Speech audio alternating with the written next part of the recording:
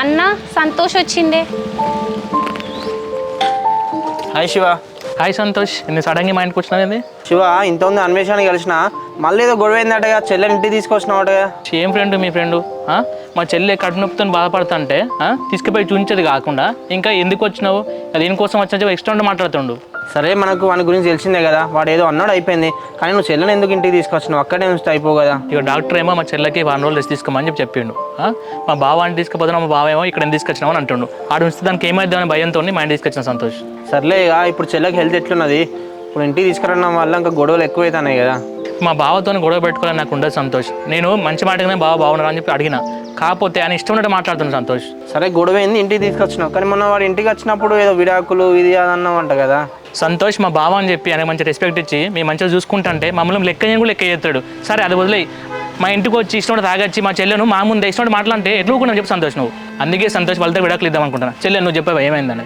శివ, ఇది మనకైనా కొత్తేనా చెప్పు? వాడు తాగినాక ఎట్లా మాట్లాడుతాడో మనకు తెలుసు. నువ్వు విడాకులు అనేసరికి వాడు ఇంకా బాధపడి ఇంకా ఎక్కువ తాగుతాడు.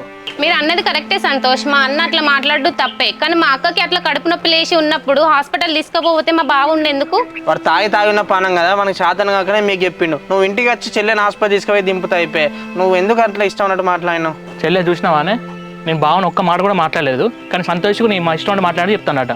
అయినా సంతోష్, మా బావ నా గురించి ఇన్ననే చెప్పని, నాకు ప్రాబ్లం లేదు. మా చెల్లెలు మాత్రం ఆ ఇంటికి అసలు తోల. శివ, ఇప్పుడు చెల్లె హెల్త్ మంచిగా లేదు కాబట్టి ఇంటికి తీసుకొచ్చినావు, ఇంకా 10 రోజులే ఉంచుకో, కానీ ఆ విడాకులు అని ఎందుకు అట్లా మాట్లాడు చెప్పు? వాళ్ళని వీడియో తీయొద్దు మనం.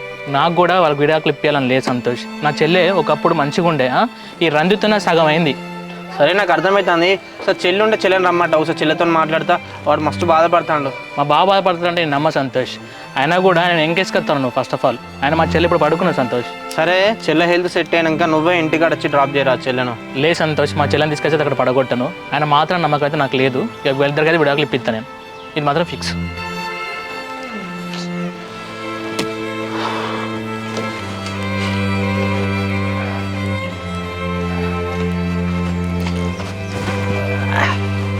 కొడుక, కోడలు ఫోన్ చేసింది, మళ్ళీ నువ్వు పోయి తాగి గొడవ చేసినవాట ఎందుకు రాడా?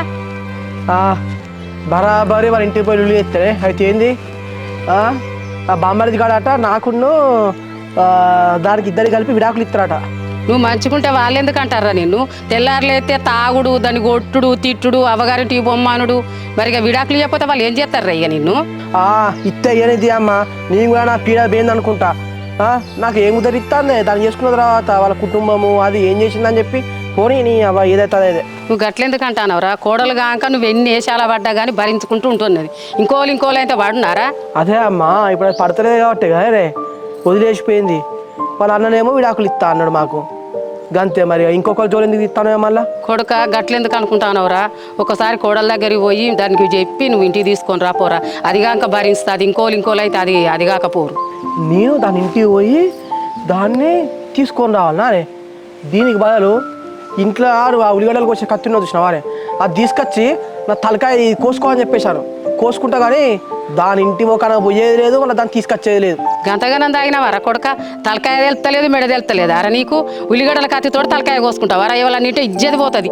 అమ్మ, నీలాంటిది వెనకల్లో ఒకరు రామాయణం అంతిని రామునికి సీత ఏమవుతుంది అని చెప్పేసి అన్నట్టున్నది.